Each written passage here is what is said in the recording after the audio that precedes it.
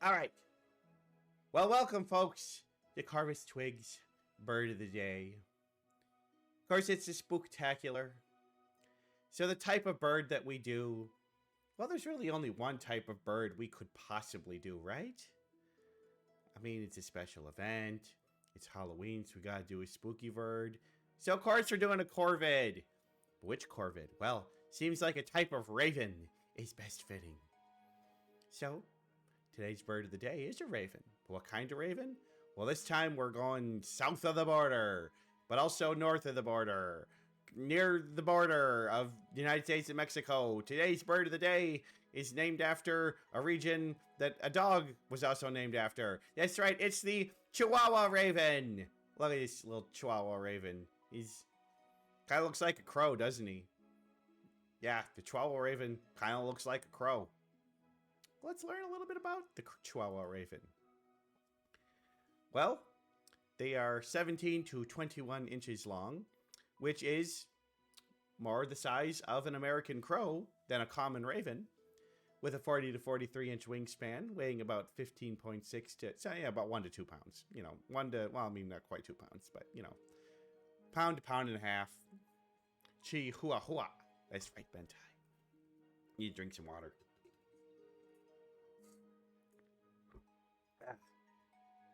Lifespan 8 to 15 years. That's Drink some water. okay, I guess I gotta drink some more. Yeah, these guys actually seem to have more in common with the American crow than the common raven. But there are some differences that are important physiologically.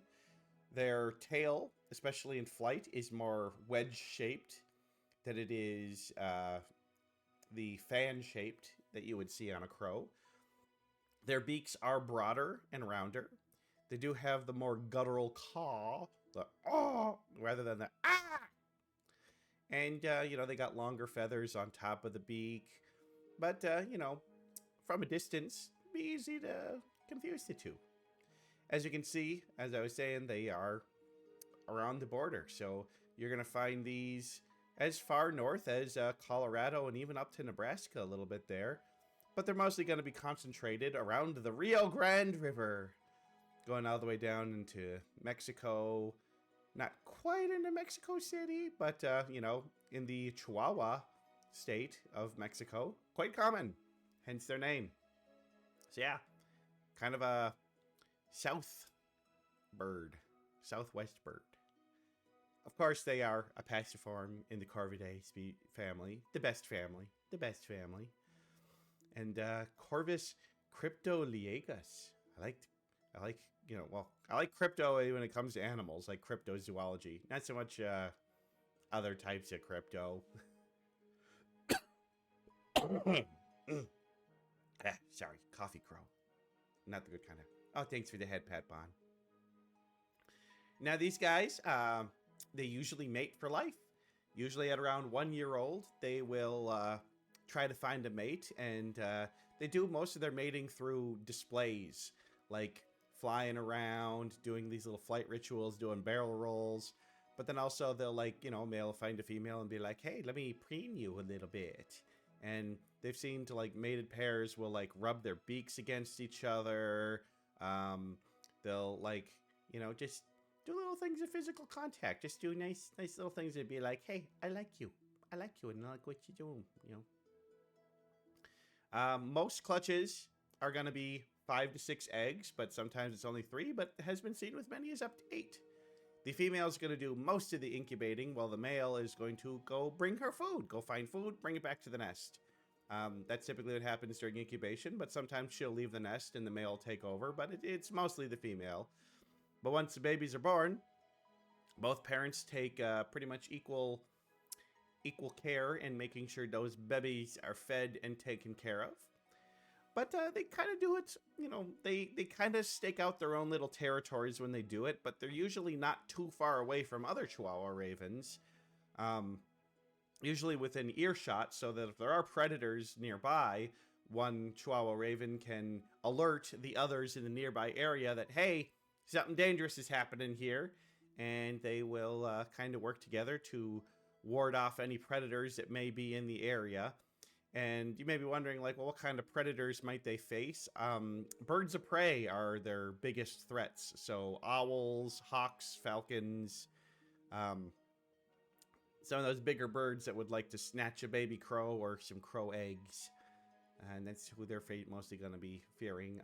They nest high up in trees or on telephone poles and stuff like that, so they don't have too much threat from ground predators. But there are some climbers. There are some climbers out there. There's a raccoon might want to steal a crow egg. Wouldn't like that. But yeah, look at those little fellers on the left there. Look at those cute little babies. Cute little babies. They're so cute. Cute babies. Cute little gremlin babies.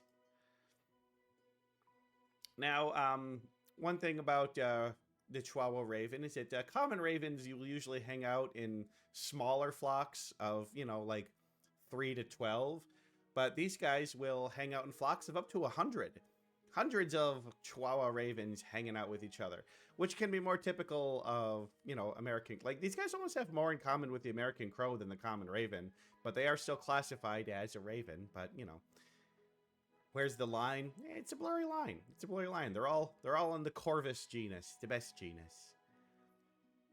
Most of their feeding they do on the ground. They're not really sky hunters. They don't do what we would call hawking, where they grab food out of the ground. In fact, they're not much in the ways of hunters easy most of the time. I mean, they'll grab easy stuff, like, there's a caterpillar moving slowly along the ground, or, bigger bugs that are on the ground just kind of milling around. They'll go for those. But that's really the most hunting they do. These guys, though, they're omnivorous. And, if it's edible for one animal, it's probably edible for them. So, drop your french fries on the ground, they'll snag a french fry. They like the peanuts. They like the nuts. They like the berries. In fact, they've been known to pick through garbage cans and finding just about anything they can eat. Now, obviously, a lot of human food, they will eat it. They can eat it, but not really the best for them nutritionally. If you want to feed guys like this, you're best off doing unsalted nuts and berries with no added salt or sugar. And surprisingly, cat food. Cat food is very good, healthy food for them. Has like a lot of good nutrients that they need. Now, of course, being in the Corvus genus, these guys are very intelligent, very social. They have not been as studied as many other species of crow and raven in terms of their intelligence behavior, but it is believed that they have similar capabilities for problem solving, communication, and stuff like that. I mean, it's pretty typical across the entire genus. But, they ain't doing anything like the New Caledonian crow, where they're crafting special little hook twigs to get bugs. Because they don't need to, They live by the Rio Grande River, so, they have access to, like, all the best taco stands you could want. Why make, bug hunting sticks when you can just, get tacos? Now, here's a really cool thing with these guys. So, they have white feathers. And you'd be like, Twig, I'm looking at all these pictures. I ain't seeing no white feathers. Well, here's the thing. They have smaller, short, white feathers that are closer to their body. And when, like, high winds, it can, like, blow up a little bit. And you can see, like, little bits of the white feathering. But also, during mating displays, they'll, like, fluff out their feathers and expose those little white feathers underneath. Yeah, it is kind of like a secret neckbeard, Hasio. It's like secret little white feathers. And then those feathers are pretty much only on their body, kind of near their neck and their torso. But they can be exposed, and it's kind of neat. Now, it is believed that they had a much smaller range, but due to European settlers chopping down lots of trees and killing a lot of animals and leaving their carcasses just to rot, that the 1800s, the devastation that settlers had who didn't know how to properly tend to the land actually made a better habitat for these guys. And so they expanded their reach and haven't really shrunk since. And in fact, their populations are doing very well. And so these are a species of least concern, which is great because we want their populations to remain stable and wonderful and stuff like that. So yeah, that is all we gotta say about the Chihuahua Raven. So what are my thoughts? My thoughts are, well, they're awesome. We love them. We love the Chihuahua Raven. They're cute. They're pretty. They're corvids. They're corvids in the genus class. Well, I mean, how could I say anything bad against them? You know, I would still say that there's other species of crow that I think are a little bit more interesting. But, you know, you can't help but love these little guys. And they're just like the littlest little ravens. Just like Chihuahuas are the littlest little dogs. I mean, they're not, but you know what I mean. You know what I mean. They're good. We like them. I hope you like them. And so we're going to call this bird of the day done. And we're going to get back to the spooktacular.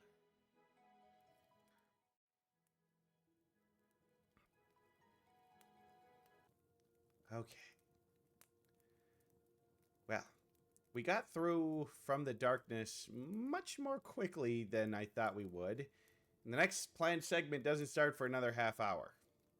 So, let's see here. How many people we got around right now? There's a few. Why don't we do a round of Trivia Murder Party? Who wants to play some Trivia Murder Party? Everybody hop in the Twig Collab open channel. Let's play some Trivia Murder Party.